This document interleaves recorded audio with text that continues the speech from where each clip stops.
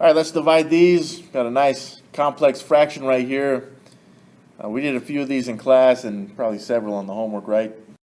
So first of all, I'm just going to work in the numerator just because I want to break this down into smaller problems. And we can see we're adding two fractions in the numerator, 3/4 and 5/6. Both of these have different denominators, and in order to add these we need common denominators.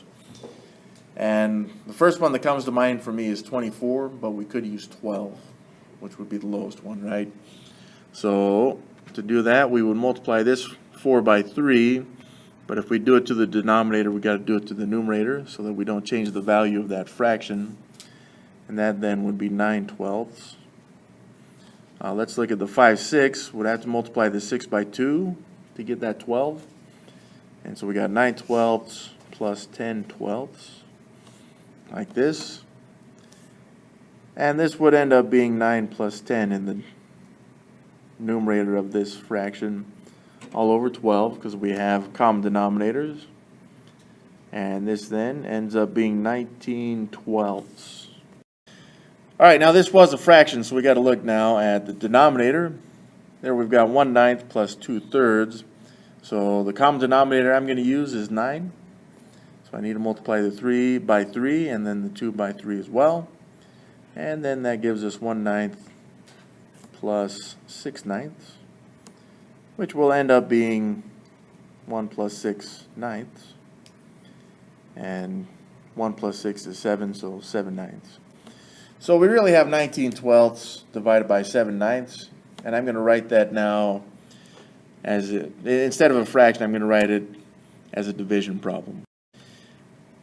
And since we don't like dividing fractions, we're going to change this division to multiplication by reciprocating our 7/9 to 9/7.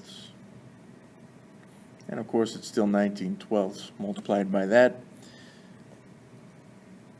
So at this point, 19 times 9, 12 times 7, it's not too bad, but we know that these can be reduced because 9 and 12 go into each other.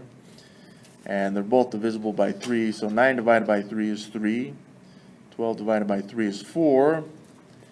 And then we can multiply these. 19 times 3 should give us 57. And 4 times 7 is 28.